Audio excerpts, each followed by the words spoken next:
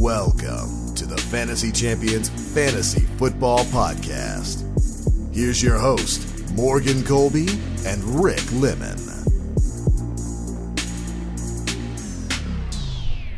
What's going on, Fantasy Champs? My name is Morgan Colby. I got Rick Lemon with me as always. What's poppin', Ricardo? What's up? What's up? And we have quite an interesting program for you today. Quite an interesting show. This one is, it's not the sexiest one, but it's very, very interesting and with important information. I always get excited about the stupidest shows. I'm like, let's talk about freaking coaches, baby. Yeah, the average person is like, no one cares. But yeah, this is honestly very important stuff. Yeah, it kind of will, I guess, make or break a lot of teams, I guess, offensive play styles when it comes to fantasy football and who becomes a success and who doesn't. So it obviously has a massive connection to the success of not just an entire offense, but of the fantasy players surrounding it. If you have a coach that doesn't like workhorse running backs and loves to use like 6 different running backs, kind of like Bill, that is going to affect the running back. You could have Saquon Barkley on your team with Bill Belichick, and he'd still run Brandon Cooks onto the field. Not Brandon Cooks. Who was that running back last year? Brendan Bolden. Still roll Brandon Bolden out there. So. For at least like 100 plays. Yeah. So anyway, it just varies by coach. And we're going to try to break down, all the coaching hires, talk about where we're not going to go over new offensive coordinators because if the head coach is still in place, then there's not going to be much change to the offense, I would say. But we are going to go through the new head coaching hires, and then if it's a defensive coach, we'll go through the offensive coordinator and what that person will provide for the team and the ceiling that they do have. A lot of different head coaching hires this year to get through, so we probably won't spend a whole gamut of time talking about each player. But anyway, yeah. So without further ado, let's jump into it. Before we do, check out our website, fantasychampions.com. Follow us on Twitter, Instagram, Facebook, TikTok. Check us out over there. If you're listening on Apple Podcasts, Spotify, Stitcher, or any other podcast platforms, be sure to leave a review and share this podcast with your friends. If you're watching on YouTube, subscribe, click the bell for notifications, like, and comment down below any questions you may have for us about the coaches. I also noticed, excuse me, I was yawning. Oh. Are you good? I don't have the Zoom call up, so I just heard you stop talking. You heard me stop talking. Like, what's going on? I was yawning. Our website is apparently down. Yeah, I looked it up a couple days ago, and it's not up right now for whatever reason. So if you do go to the fantasychampions.com, you won't see anything. So we are working on fixing that. I was gonna say, I'm sure that's can be fixed very soon. Yeah, it is what it is. We might have some new things coming soon. So anyway, but without further ado, let's jump into the coach hirings for 2022. Some coaching changes. This should be an interesting show. Now, I was going to start off by noting that I think it was 3 years ago, there was like 4 or 5 head coaching hires. Mm-hmm. Yes, 3 years ago, 4 or 5 head coaching hires. Last year. Not 2 years ago, I should say, because it's not 3 years ago. But anyway, 2 years ago, there was 4 or 5 head coaching hires. Last year, there was about 6 or 7. Yep. This year, there's 9. And I don't know if this is a trend. It's a lot. If there's a trend of more coaches, it's almost a third of the league. It should really not, if you want stability in your franchise, don't be firing a coach every 2 years. No, I know. Like, you only fire a coach when it's Urban Meyer. Hire David Culley to fire him and hire Lovie Smith. Exactly. That's a great example of there was no point in firing David Culley. There was no point. He actually outperformed expectations because people thought they were going to go 0-7, had a real chance of going 0-17, and he won 5 games. Mm-hmm. I'm not saying that was a good football team, but no. Yeah, that was unfair. I think he was a transition coach just to kind of be he like... was. Right. He exactly was. Yep. Yeah, so anyway, we're going to talk about a plethora of teams and discuss the different variances. I also wanted to note, too, I was telling Rick before the show, typically offensive... What is happening? Good, bro? Why am I yawning? Did you sleep last night? Offensive head... What'd you say? So did you sleep last night? Yeah, dude, I slept like a brick. It's like, every time it hits like 3, 4 o'clock, I start getting tired. I'm like, what am I, 107 years old? Anyway, so, typically offensive coaches work out more than defensive coaches. Defensive coaches can become successes, but most of the time for fantasy relevance, if you look at the last couple years of defensive head coaches that are hired, typically that does not mean good things for your offensive unit. So we'll walk through some of these coach hirings and see if there was some good things, some bad things. Maybe we start off with the defensive coaches just to kind of get those guys out of the way, and then we'll move to all the offensive coach, head coach hirings. The only example, I did look it up before the show, but Brandon Staley was a defensive guy, and the Chargers have been just fine. But other than him, I'm not really sure there's examples. Right. Of positive defensive coordinator or defensive coaches that become coaches and or head coaches and the offense. What I noticed too is the younger guys too, like Brandon Staley, tend to have a lot of experience on both sides of the ball. Like Josh McDaniels started as like a cornerbacks coach. And he was a defensive guy, and then Bill switched him offense, and obviously that worked out, but he's been an offensive guy ever since, and everyone looks at him just as an offensive guy, but he knows the defensive side of the ball as well. So some of these younger guys do have that kind of track record, but anyway, we'll kind of give you a bird's eye view of the situation for each team that has a new coach hiring here for every single new head coach kind of quickly, because we don't have a lot of time on this show to get through all of those guys. But anyway, you ready to get going? Yep. All right, so we'll start off with some of the defensive guys. Matt Eberflus, I believe he came from the Indianapolis Colts, where he was the defensive coordinator for 4 years. Where he's the defensive coordinator for 4 years. That defense was pretty good. So I think on a overall level for the Bears defense, not be a bad hire. It probably won't be a bad hire. And like, this guy has been waiting for a head coaching gig for a little bit. So I think, it's not a bad hiring for the Bears. I will say it's not a great hiring for them offensively, because obviously Eberflus, he through his entire career going back in the NFL, I should say, he's been linebackers coach for the Browns, linebackers coach for the Cowboys, linebackers and passing game coordinator coach. I just saw that. That's interesting. For the Dallas Cowboys. That was an interesting ad on. Was this Matt Patricia? Indianapolis Colts defensive coordinator for 4 years, as I said earlier. Now, obviously, Chicago Bears head coach. Eberflus is, like I said, interesting hire, but I feel like a lot of what's going to happen on the offensive side of the ball is not really going to be influenced by Eberflus. It's this new kid named Luke Getsy. Yes. Do you know anything about Luke Getsy?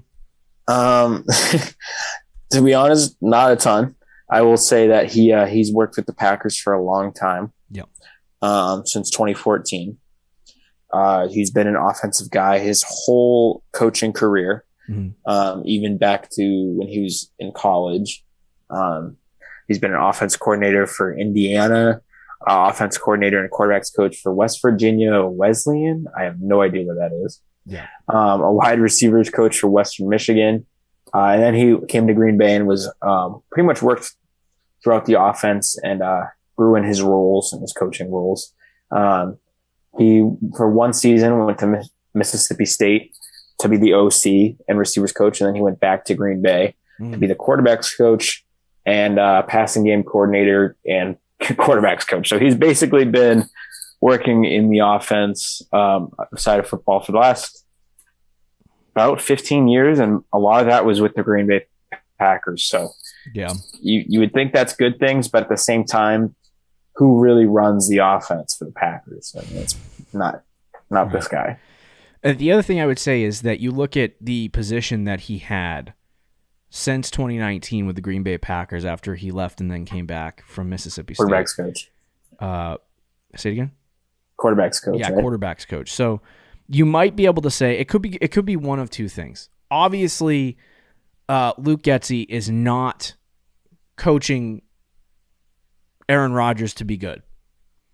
Like, it has that same Adam Gase look where Adam Gase was a very good offensive coordinator under Peyton Manning. And everyone was like, wow. An offensive genius. Boy, he's a genius. And then he gets hired by the Jets and the Dolphins, and he absolutely sucks. So it's like, I don't know if that's Luke Getsy. I don't know if that has an effect in the situation. But we do know that Aaron Rodgers' success is not tied to Luke Getsy. Right. So the question here is, with him going to the Chicago Bears, did he take what he learned with the Packers and basically coaching or working with Aaron Rodgers? Did he take something from that, and can he apply it to Justin Fields? That's the hope. And I, as someone who has a decent amount of Justin Fields shares, I would like to think so. But honestly, if I'm a betting man, it's not one of my favorite hires of the new coaches. So yeah. I like, obviously it's an offensive coordinator, so you can't really, like, it's a promotion. Correct. So like he hasn't had experience play calling besides, I would assume, his time at college, Mississippi State. Yeah. But when you look at, like, I bring up that whole situation with the head coaching hires from last year, right? Brandon Staley obviously worked out, but we have a defensive-minded guy in Dan Campbell. What did the fantasy offense look like with him? Like, Swift had some good games. Amon-Ra was decent down the stretch.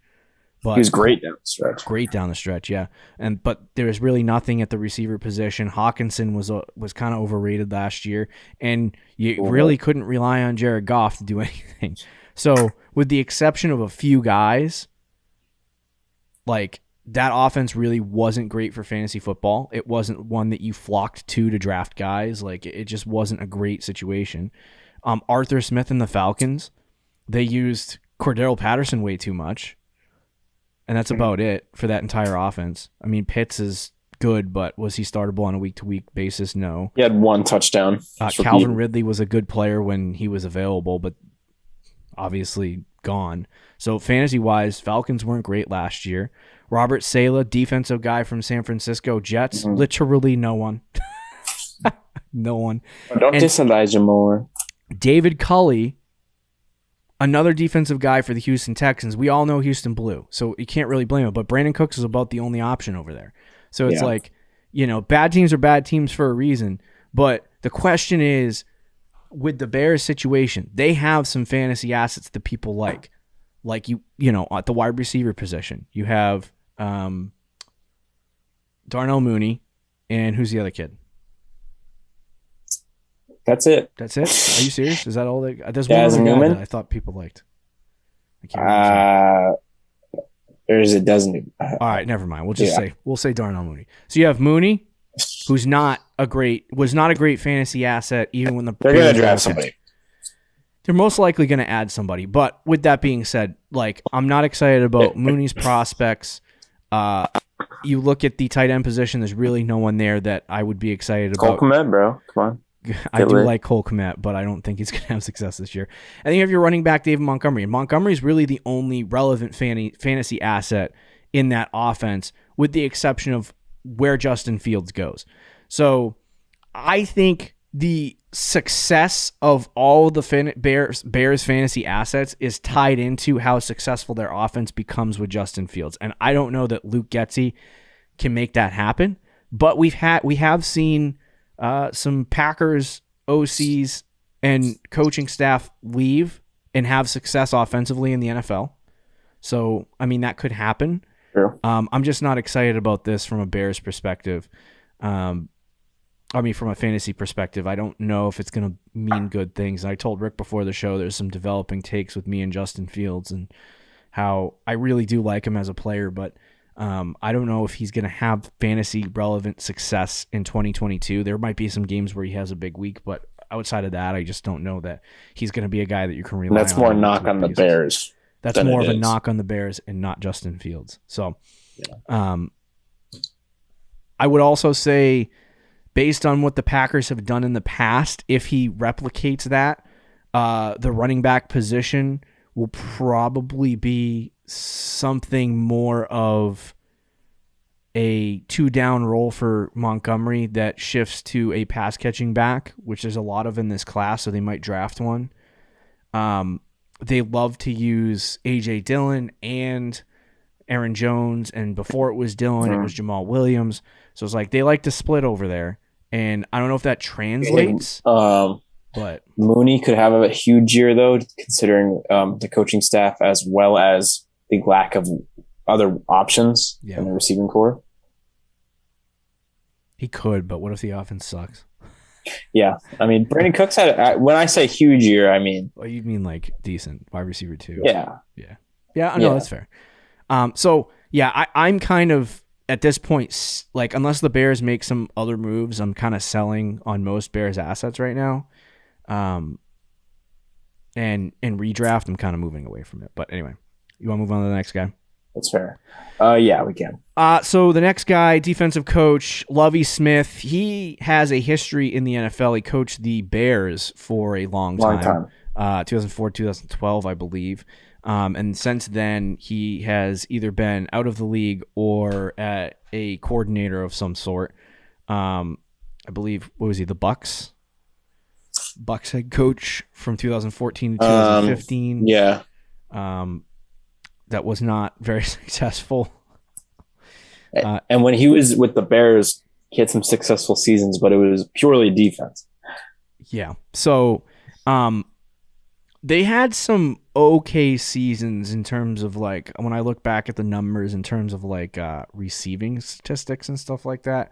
But, like, these were back in the Jay Cutler days. Brandon Marshall, Jay Cutler, yeah. Yeah, and like Jay Cutler never threw over 3,600 passing yards. They were right around 550 pass attempts on the season. So yeah, I think when it comes to Lovie Smith, I would imagine that it's going to be similar offensively because he's been a head coach for like more than 7-8 years. But their new offensive coordinator, Pep Hamilton, is taking over. So I don't know how much effect he's going to have in that offense. I'm looking him up now. Hold on. I want to get the history right of where he came from. Do you have him in front of you? Of Lovie Smith? Oh, no. It's Pep Hamilton, the offense. Oh, okay. I do have Pep Hamilton. Yeah, he was so he's also, like most guys, started in college. He was with the Jets organization for a while, but he's an offensive guy. Every position he's been an offensive guy. He's worked in the NFL before. He was actually a part of Lovie Smith's staff for a couple of years. Coordinator with the Houston Texans. He was the quarterbacks coach, I think, with Jay Cutler in 2007, 2009. I remember correctly. So he's familiar. He is, yeah. And then interesting. I mentioned this before the show. He was actually the head coach of the DC Defenders in the XFL. Oh, and the general manager. And the GM, yeah. And they went 3-2, so take that with a grain of salt. I do not know XFL offensive stats, though, so I couldn't tell you what the offense looked like. But then he became the Chargers quarterbacks coach. And was that for Herbert's rookie year? Yeah, I believe it was. And then he went to Houston to become the passing game coordinator and quarterbacks coach last year. So this is for the Texans, by the way. I didn't even reference. Did I say he actually has a pretty good kind of experience with quarterbacks, so it could be a good thing for Davis Mills.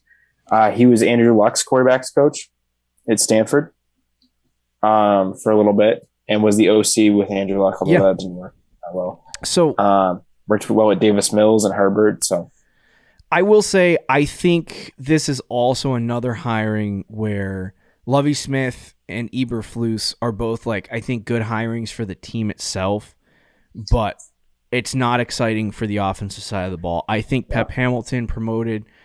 He's worked, like Rick said, he's worked as the quarterbacks coach under rookie quarterback Justin Herbert, who was not expected to start off the bat, and then came out and had a very good rookie season in the time that he played.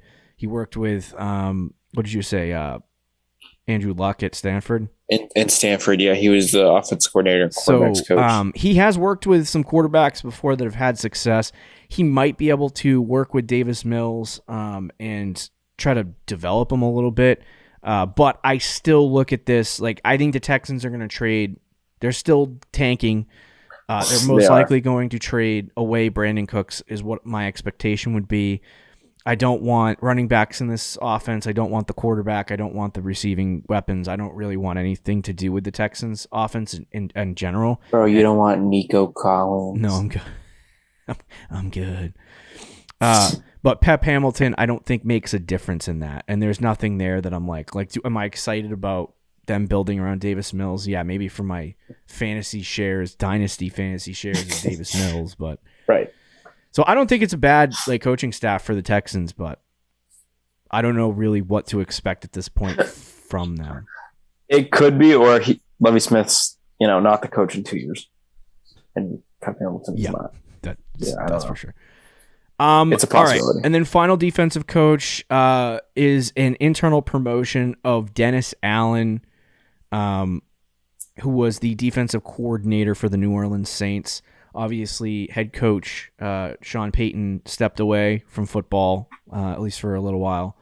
And we have Dennis Allen, the defensive coordinator, who takes over. I don't know what the Saints' plan here is with Dennis Allen. I would assume that they're going to run a very similar style defense that they did last year, so nothing really changes there. But I would say Pete Carmichael, who was the offensive coordinator last year, will continue as the offensive coordinator this year. So I'm going to say as a whole, really quickly for the Saints. Not that we need to break down Pete Carmichael's, he wasn't hired. He's been the OC since 2009. Yeah, so he's offensively, I don't think the Saints change. I think there'll be small changes to the offense only because Sean Payton was an offensive guy, so I believe. And so I think that he had obviously a lot of influence in the offensive side of the ball, but I think that the Saints as a whole aren't really going to change offensively. There might be some minute changes or additions because, Payton's not there anymore, but I think you can see more of the same of what you had last year. You're going to see, Kamara be the featured back if he's still there. You're going to see them funnel the ball through one main wide receiver one, and nothing's really going to change from that perspective. So what you saw last year is what you're going to get most likely offensively this year, especially with Winston back and all that stuff. So I feel the same about the fantasy assets as I did before. Nothing really changes with this. Yeah, this is one of the few that I don't think really changes much. The OCs, they've had the same offense for the last 12 years or so. And I know Sean Payton was an offensive guy, so as you said, there might be some slight changes, but it's nothing going to be crazy, I don't believe. Okay. All right, those are the defensive coaches. Now we can talk more intelligently about the offensive coaches because they're a little bit easier to talk about. But let's start with the Broncos hiring Nathaniel Hackett, the offensive coach from where did he come from? I forgot. The Packers. Packers, that's right. And he was the offensive coordinator? Yep. Yeah, so he was the offensive coordinator from the Green Bay Packers. And we saw what type of offense they had. Now, prior to everything that has happened over the last couple weeks, and I kind of like doing the coaches show a little bit later because it gives you an idea, or the coaching changes show, it gives you an idea of what this team is going to have moving into 2022. I listened to a podcast today where people had talked about some of the coach hirings like a month and a half ago, and they were talking about Brady retired, and they were saying, Teddy Bridgewater, wonder what they're going to do with him, like stuff like that. So it's like, now that we have a picture kind of what the offenses are going to look like, we can kind of make a determination on this. Nathaniel Hackett had Aaron Rodgers, and now he has Russell Wilson. Yep. I am going to go out on a limb and say what the Packers ran is because Rodgers is a gunslinger and so is Russell Wilson. So they both kind of fit that mold. And I feel like this offense is going to be very predicated on exactly what the Packers were doing last year. I think you're going to see a workhorse running back in Jonathan Taylor. Why is Jonathan Taylor? Javonte Williams. I do think that they could bring and might bring back Melvin Gordon, and there would be some kind of mix of guys there because that is what the Packers like to do. But that didn't hinder Aaron Jones from being a RB1 with the Packers. I don't think it's going to hinder the Broncos. So I am excited to see where that goes. The one interesting thing is that traditionally on the Packers offenses, and maybe it's just because they never had a second guy, there has always been a number one wide receiver. Mm-hmm. Do the Broncos pick a number one wide receiver and just throw to them a million times? Or is this going to be spread out? I would assume spread out because of Russ. I think this can be spread out too because of Russ, and I would trust Russ more with like the passing part of it, where like in Seattle, he had his two guys, Metcalf and Lockett, and I think it's going to be very similar with Denver, where it's going to be Sutton and Judy, and then Tim Patrick will be sprinkled in, Albert O will be sprinkled in, there'll be an occasional deep ball to KJ Hamler, but I think for the most part, it's going to be between those two guys. Yeah. What I'll say about Nathaniel Hackett, I'll start with the cons first. I feel like he was the OC with Green Bay the last couple of years, but I feel like Matt LaFleur is the real OC in Green Bay, right? Yep. I feel like he kind of runs the offense. So that's kind of a negative when I first started the hire. Aaron Rodgers is very high on him. He said like he's like the best OC in the league. He's going to be an amazing coach and all this stuff. He's only says positive things about him. So I don't know, take that for a positive or negative, depending on your opinion on Aaron Rodgers. Yeah. But what I'll say that's interesting about Nathaniel Hackett that I like, if you go back into his coaching career, he was the OC the year the Jaguars made it to the AFC Championship game. Yeah. And that year his quarterback was Blake Bortles. And I know that the Jaguars were a defensive team, but if you look at the talent on offense, like that team was not good, and they still were an okay offensive team. And they had the best rushing game in the league with Leonard Fournette. And then you go to Green Bay, and all of a sudden the Packers run the ball more and have one of the best, team-wise rushing attacks in the league. Yeah. So in his last two offense coordinator positions, they've had a top 5, top 10 running game. So I think that's going to be interesting to see in Denver. You could see that with Javonte, and if Melvin Gordon comes back. If they have Javonte and Melvin Gordon, I could see the Broncos having a top 5, top 10 running game in the league as well. And then with Russell Wilson as your quarterback, it's just a recipe for success. So I don't mind this hiring, and I think it's a win for Javonte Williams. And if Melvin Gordon comes back, it's kind of a win for him, but I don't know how fantasy relevant it's going to be. Yeah, fair enough. All right, so I think I agree with you. I think it's a good hiring. My brain's already on Doug Peterson for the Jags. Doug. This is an interesting thing. This is an interesting situation. I didn't like it at first. Yeah, I wasn't a huge fan of it at first. He was the head coach of the Philadelphia Eagles from 2016 to 2020. So he coached through the 2020 season, and then he was fired. Fired. Spent 1 year. I don't know if he did anything that 1 year he was off. Did he coach? I can't remember. I don't think so.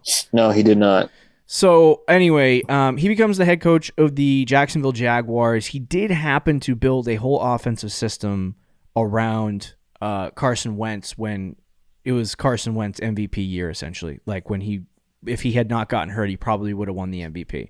And this is also the year that when Carson Wentz got hurt, Nick Foles took over and carried the team to a Super Bowl. So like he took the offense and he morphed it around Carson Wentz. He got hurt and then shifted it into Nick Foles and took it all the way to the Super Bowl, where they scored literally more points than 5 touchdowns from Brady.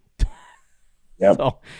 So he has a good track record, but he also has a very ugly track record when it comes to success with NFL organizations, because his last season with the Eagles is just not great. I think this is good for Trevor Lawrence. I think the offense is 100% going to be way better than it was when Urban Meyer was running it. And I think, honestly, the reason why Trevor Lawrence looked so bad last year was because of Urban Meyer. Honestly, they were trying to do too much with him too early, and it was a mistake. And now with Doug Peterson, I think they're going to work with a system that Trevor Lawrence can work with and build something around that, because Trevor Lawrence is supposed to be the next best quarterback for the next 10 years. So I do want to point out specifically about the running back position. This is a guy that gave a split workload to Miles Sanders and Boston Scott. The first year, I believe Miles Sanders was in the league. J-Rob and ETN, baby. My guy. Yeah. So to me, it's J-Rob and ETN, and then you see, like, prior to Miles Sanders taking over a role there, they had literally Jay Ajayi, Darren Sproles, Josh Adams, Wendell Smallwood, Corey Clement. That was in 2018. A cluster frick of a rushing attack. When he has had a featured running back, he has used them as that, a talented enough guy. So, looking at the Jag situation, maybe, I don't know who that ends up being, but knowing that they have 2 guys that can be, featured backs, I think you're going to see both of them be utilized, similar to what you saw with, Sanders and Boston Scott in the past. So I don't know if that's a good thing. Definitely not a good thing for James Robinson, but I think you'll see improvement for the whole offense as a whole, and I think this could be a good hiring for the Jags. Yeah. Like I said, at first I didn't like it, and then I kind of gave it some more thought, and I don't mind it now. I think it's good for Trevor Lawrence for sure, and not just because I think Peterson has a background with the offense and successful offensive systems and quarterbacks and all that. It's also because he's going from Urban Meyer to Doug Peterson, so he's going to get a bump in terms of offensive minds there. Doug Peterson, what I like about him too is he comes from the Andy Reid system. So he knows offenses very well. And that year the Eagles won the Super Bowl.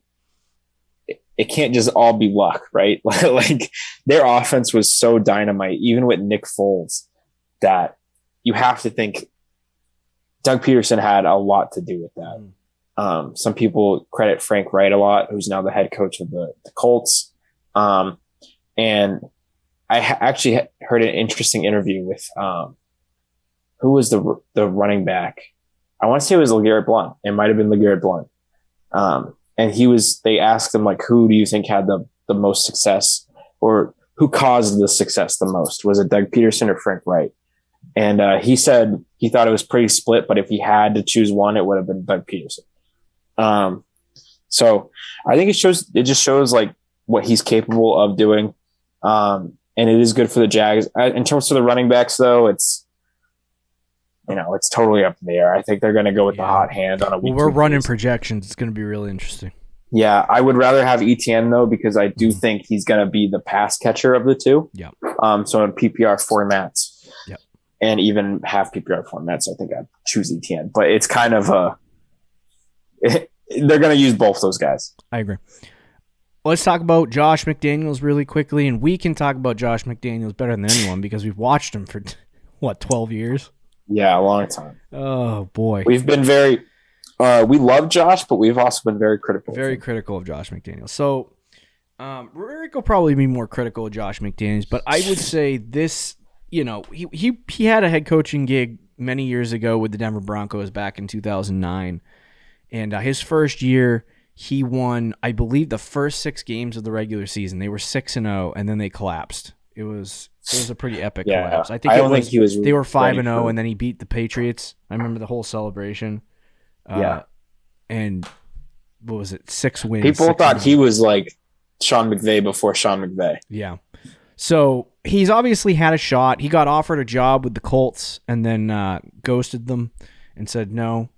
He took the job and then he backed out at the last second because I think Robert Kraft took him to the same massage parlor he goes to or whatever. Just for him to leave a year later to go to arguably a worse situation. I mean, they don't have a coach over there in Indianapolis, and maybe he knew that what's his name wasn't going to be there, Andrew Luck. Maybe he talked to him and said Luck was like, I'm retiring.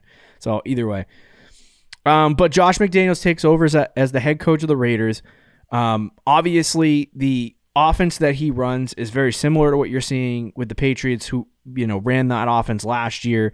What Tom Brady runs with the Buccaneers, very similar there. So you're going to see that situation happen with the Raiders. And I think McDaniels is with the Raiders because they fit the mold of what he wants. You have a twitchy slot receiver, Hunter Renfrow, couple of tight ends, Foster Moreau and Darren Waller. Yep. Sweaty, makes him sweat a little bit. Good hard run in. You got a pass catching running back in Kenyon Drake, and you got a good running back in Josh Jacobs, and a good offensive line, and your quarterback is a pocket passer that is slightly better than Mac Jones right now. So I would say Derek Carr and the Raiders and this hiring of Josh McDaniels, he has a very specific idea of what he wants to do. They also added Davante Adams as the X outside. So yeah, just casually throw that in. Yeah. so but you look at what Josh McDaniels is going to do. I think it's going to be very similar, like I said, as the Patriots, but as far as it affects the fantasy outlook of things, I don't like Carr for fantasy at all. If you're in a Superflex league, he's fine, but I think I love him in Superflex. In Superflex, but yeah, for one quarterback. When one quarterback leagues, he's not. He's going to be like quarterback 14 or 15, so he's not going to be like anybody special. But as far as the offensive weapons go, I think I like Renfrow a lot. I think Josh Jacobs will be okay. I'm curious to see if McDaniels uses Josh Jacobs in the passing game or if he relegates that to Brandon Bolden and Kenyon Drake. I'm very curious to see how he deals with that. Yeah, that I don't know. And then because he added Davante Adams, where are the targets going to go through the tight ends like he normally did, or is he changing the offense up a little bit that he has and saying, okay, we're going to go more heavy with the wide receiver position? I don't know. So I think it's a good hiring for the Raiders. I don't think this is a bad hiring. I think they did the interim head coach dirty after he at least deserved a shot. Agreed. After getting that team to the playoffs. David Culley, I think the Texans did him dirty too. So it's two situations where I think those guys deserved another I don't year. know what it's going to look like for the Raiders. I don't know if they're going to win or lose games, but I know for fantasy, there should be a good offense for fantasy. Oh, absolutely. Yeah, it should be. And I think I'm not afraid to draft any assets here. So I actually do have one question for you. Because the fantasy community is very split on this player, and you briefly mentioned him, but Hunter Renfrow.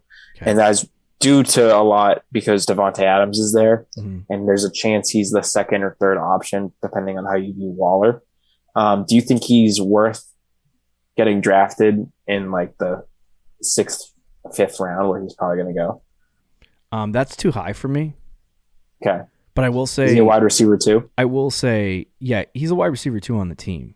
And probably in fantasy. In fantasy, yeah. I would say he's probably a wide receiver too. I will say last year, I think he's going to be similar to Jacoby Myers because he plays in the slot. Yes, I agree. He's a much better version. He's a superstar version of Jacoby Myers. But yes, he's going to. Jacoby Myers had 83 catches last year for 866 yards. Agreed. I could see efficiency go up and receptions go up. So I could see somewhere in the 90 catch range for him. Even with Davante Adams being there and demanding a high target share. I think the person that takes the hit is Darren Waller. If there has to be a guy. I kind of agree with you. Watching Josh McDaniels, I think Bill Belichick worked with Josh McDaniels and kind of forced him into running the ball as much as they did. And I think Josh McDaniels wanted to go with that super wide, 5 wide receiver set like the whole game. Like he tried to do it with Brady. Yeah. And I think that's what he wants to do. So I think you could see both of those guys getting targeted. I don't think the Raiders are going to throw it 600 times. I really don't. So I actually think Adams is going to take a bigger hit than any of most people think. Yeah, I think that Renfro is going to get his because that's how they run the offense. Waller will have some opportunities in the red area, but I think Davante Adams, Adams is obviously going to play a huge role still. Yeah. And he's going to have a huge role in the red area as well. Mm-hmm. But I do agree with you that I think he's going to, for fantasy purposes, be worse than people think. And it's not necessarily a knock on Adams. It's just the way the offense is gonna go. And I still think he's going to be a top 10 fantasy receiver, but playing the X in the Josh McDaniels system is not, I don't think it's... The last time I can think of a guy that was talented that played that role was Brandon Cooks for Josh McDaniels. Brandon Cooks, I think Josh Gordon a little bit. We saw flashes of it. Yeah, but he just didn't Not play to enough. make a pun. Flashes. But when he was in New England in his one season in 2017, 114 targets, 65 catches, 1,082 yards. Yes. I think he's and 7 touchdowns. I think obviously Adams is better than Brandon Cooks and that he gets more targets. I think he gets around 130. But what you see from Adams and that it's gonna be high volume. Say it again. I think with Adams you're gonna see a lot of high volume, big plays, touchdowns, things like that. But you're going to see the target share decrease, to me at least. Yeah. Well, I'll probably project him at here's something though that we aren't 130. factoring in on this conversation though, is Derek Carr and his relationship with Adams. One of the main reasons Adams wanted to play with the Raiders is because he's best friends with Derek Carr. That's a dumb how. It's like Tyreek Hill being like, "I'm so excited to be a Dolphin." I know. Are you? I know. You just left the best quarterback in the freaking NFL. I think the Raiders are probably better than the Dolphins. I don't know. It's close, but yeah. I know. I agree. Derek Carr is a better quarterback than Tua by far. I would agree with that. Well, maybe not by far, but I would agree he's a better quarterback for sure. But anyway, I think we both can agree Josh McDaniels, I think, is an upgrade for fantasy assets. Yes. Okay. Let's move on to the next guy who is a complete anomaly he's either the smartest and most brilliant offensive coordinator in our lifetime, or he is just going to flame out Adam Gase. Like Adam Gase. Yeah. So it's Mike McDaniel, and he was the offensive coordinator under Mike Shanahan. So a Shanahan coach tree player. And most of those guys come out and they end up being pretty good. It's the Shanahan tree and McVay tree. Usually those two, you get a coach from those systems and you're pretty good. He was on the same staff as Sean McVay, Kyle Shanahan, and Matt LaFleur with Washington in 2010 and until 2016, actually. Wow. So he's an interesting guy. Now, initially, I watched the press conference. I watched the cheesy video that the Dolphins posted of him talking to Tua. With Tua on the plane. I watched his Pat McAfee interview, and I don't know about this guy. There's certain people in life that are good leaders, and they have big voices, and they stand up, and people listen to them. And I would say Mike McDaniel's not one of those human beings.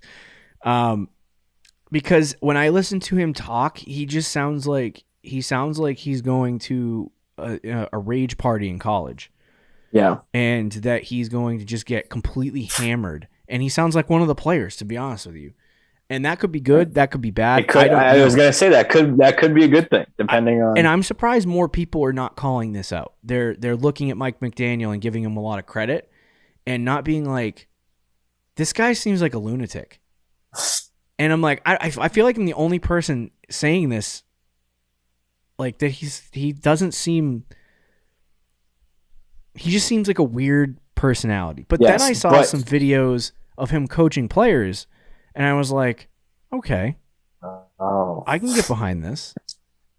He seems smart. Right. He seems like he knows it. So I don't know. It's so either going to be that's the thing. Really good or really bad. They say this about like some like geniuses are just like insane people, but then when you put them in the situation that they're a genius in, they just go to work. Okay, I got a story for you this. Say that about artists, right? Yeah. When they start painting or writing music, Kanye West, crazy person, but like when he's in his zone, he makes brilliant things.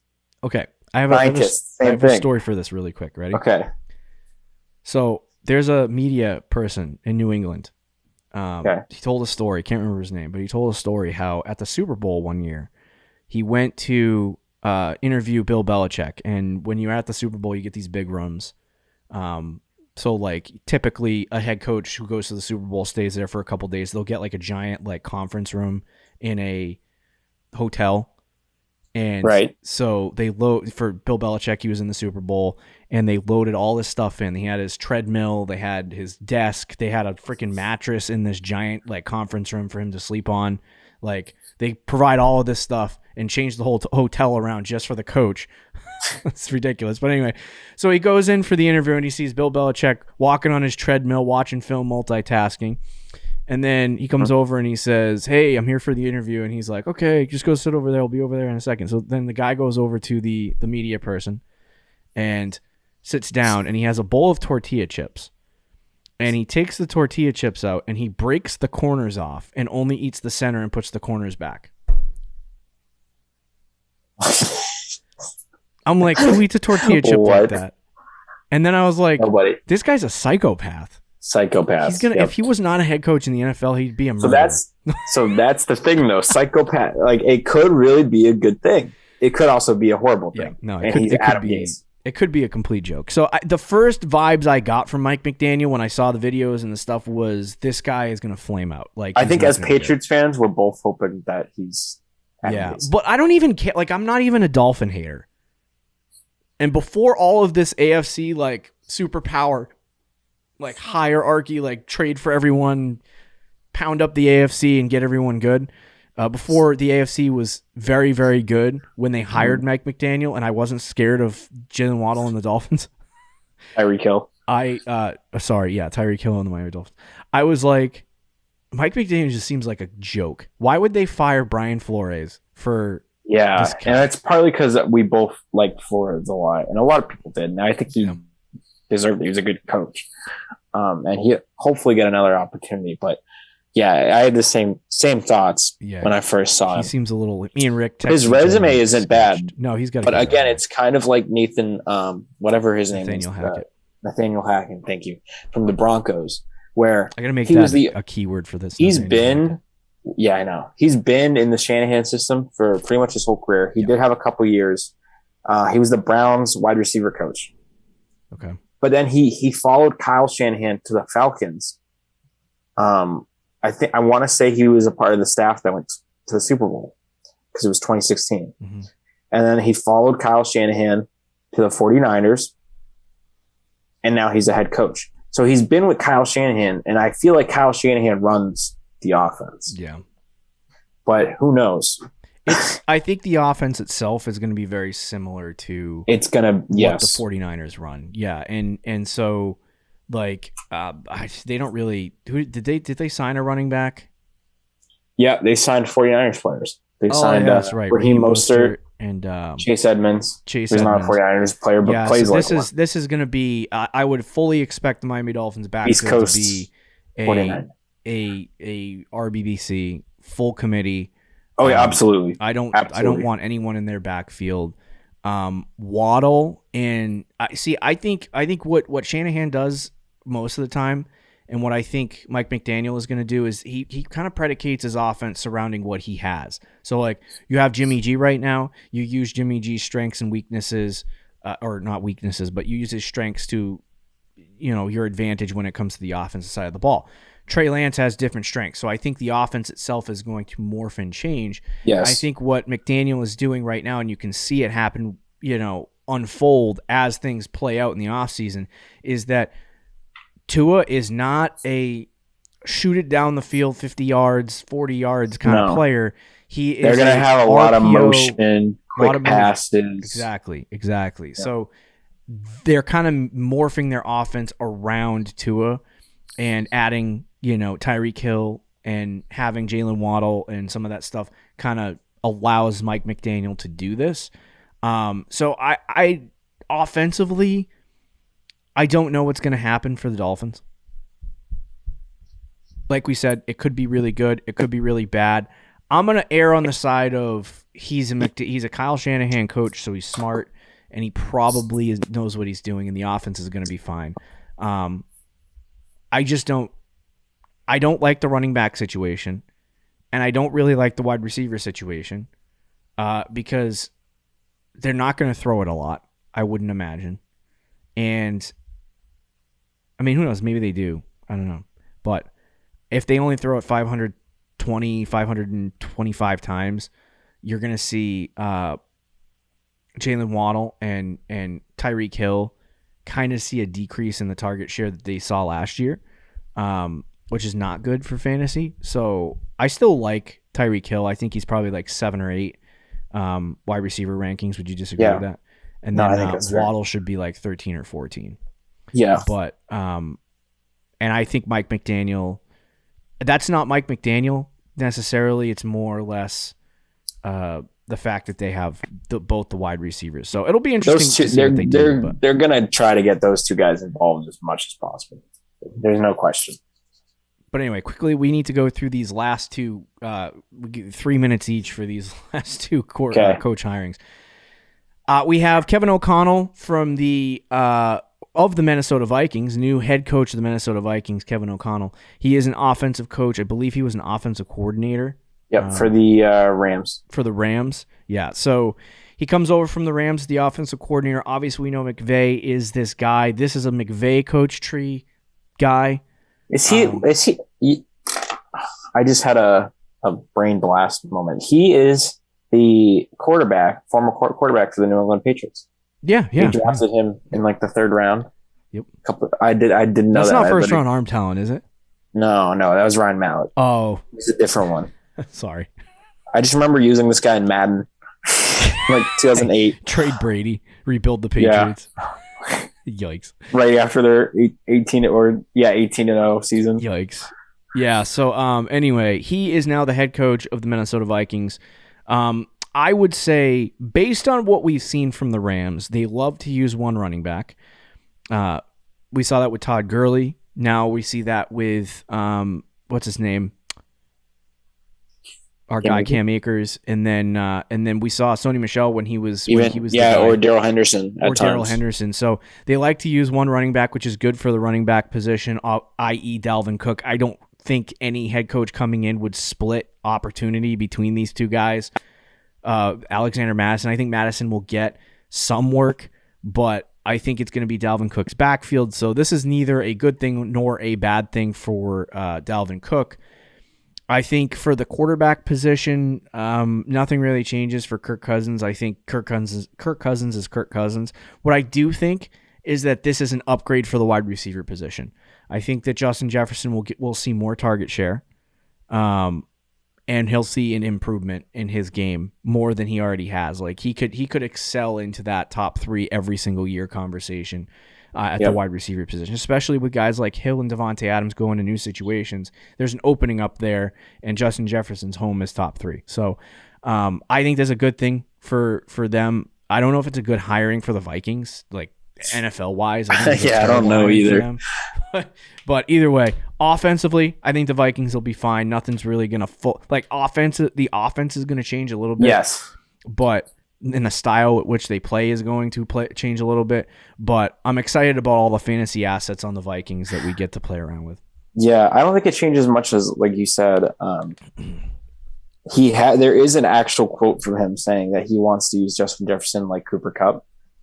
So that should, that'll get the people going. Oh boy, where is he ranked, and why is he not my wide receiver one?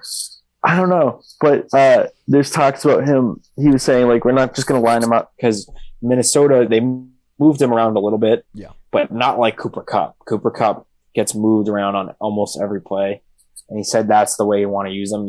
He said you want to the other team doesn't know where he's going to get lined up when we play. That's kind of how they want to go with Justin Jefferson. He's like going to be the main guy. So that's obviously positive things, but yeah, I don't think the offense will fantasy wise will be affected too much. Dalvin Cook is still going to be the guy.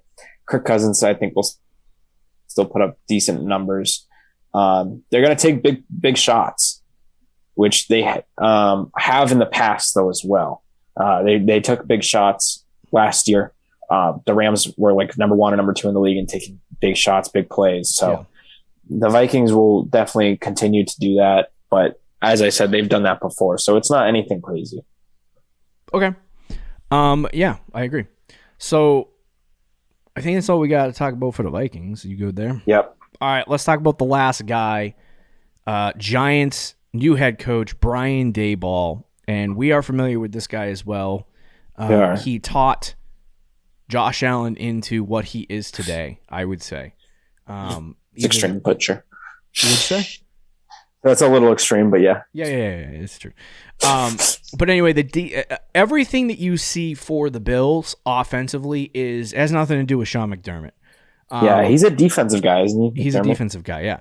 So Brian Daboll was the guy running this offensive system, and he kind of has been developing, at least over the last couple years, Josh Allen into the player that he is.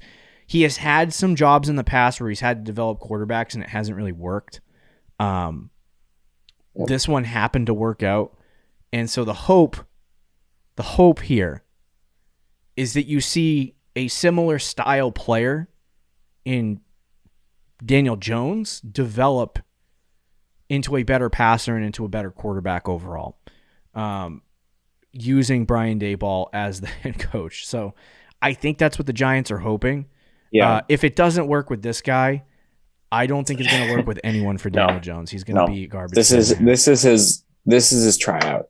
They're going to give him 1 year. Yeah. And I think actually Daboll, he's probably my favorite hire on this list in terms of coaches I would have hired. McDaniels, I think, is up there. Mm-hmm. But yeah, I think in Hackett as well, maybe. But Daboll is the guy I think is the best hire. I wish he went to a different team because the Giants are just so bad. But if you look at the places he's been, he's been very successful. He started off as a defensive coach for the Patriots, actually. Mm-hmm. And then he switched, but you know how Belichick switched McDaniels. He did the same thing with Daboll, went to a receivers coach, struggled a little bit in his first offensive coordinator positions. And then he went back to New England, was a tight ends coach with Gronk and Aaron Hernandez. And then it kind of flipped. He got a new OC job with Alabama, and that was the year they won the national championship. Had maybe the number 1 offense in the country, if I remember correctly. Mm-hmm. And that was to his first year as a freshman. Yep. And Jalen Hurts. So those two guys were both great with Daboll. He goes back to the NFL with the Bills, and then, as you said, kind of turned over Josh Allen's career. And now he has a chance to do that with Daniel Jones. I think he's a very good offensive mind, and a very good offensive coach. So if you look at what the Bills did, they threw the ball a lot. So I don't know if they're going to do that with Daniel Jones, but it's a possibility. The Bills didn't have Saquon Barkley level. Yeah, that's what I was going to say. Is I think the Bills had been searching for a running back for a while, and I feel like because of that, not having like a featured guy, it's been a little bit tougher for them. What I will say is I feel like in the past, at least at the running back position, when they felt like they had a guy, they used him. So like even this past year, when Singletary was hot, he was the guy. When Zach Moss was hot, he was the guy. So Barkley, rumors floating around that he might be traded. I don't know that that's going to happen, but I feel like they're going to just build this thing. Not build around Saquon Barkley, but I think they're just going to give Saquon Barkley the ball like he had in the past. The real question is, so let's say Daniel Jones is actually good, right? He improves, and he takes a step forward this year under Daboll. What does that mean for the receiver weapons? Good. Do you have a favorite for redraft? If Daniel Jones somehow has a good season, or at least an average season, is there a guy that you look at and go, I want him?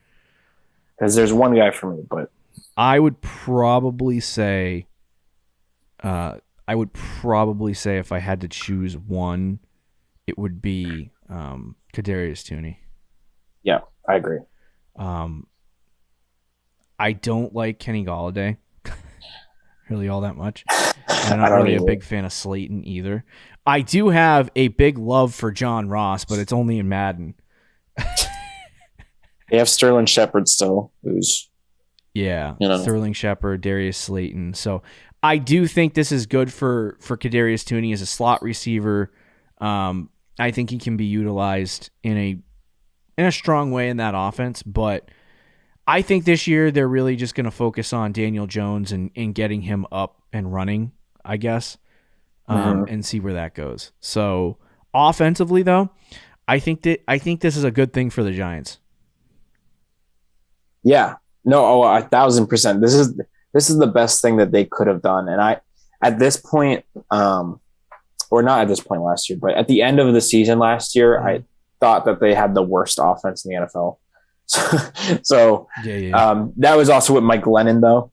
So obviously Daniel Jones will upgrade that alone, but Brian Daboll is a great step addition in the right direction. So if you're a Giants fan, I think you should be happy about that. But Kadarius Toney quickly, last season, I don't include his first 2 games that he played because he did not start. So starting with the weeks that he started, if you just pace that out to a full season, he would have had 122 targets, 88 catches, over 1,000 yards. He also would have had 8 rushing attempts, so used on a couple end arounds. Yeah. I think if the offense does get better, I would definitely be interested in Kadarius Toney, especially PPR leagues. He showed flashes of being actually really good, like better than I thought pre-draft. And I could see why he would be a first-round pick, where at this time last year we were like, whoa, Kadarius Toney first round. Mm-hmm. And then he ended up doing that. So if Daboll uses him the right way, I think he's got a good connection with Daniel Jones. Kenny Golladay is definitely not. No, he's washed. Yeah. So and even if he gets used, he's going to be like a red zone guy, I agree. Unless you have anything else on the Giants. Nope. All right. There you have it. A list of new head coach hirings. Hopefully this show helped you through the process of figuring out what this means for certain offenses. Obviously, some really good things for some teams, some not so great things for others. I would watch out for those defensive coaches offensively. Might not be a good thing. But anyway, there you have it. Talking about running backs, rookies on Thursday. See you later, guys. See you. Thank you for listening to the Fantasy Champions Podcast. Make sure you subscribe on iTunes and YouTube and follow us on Twitter @TheFFChamps.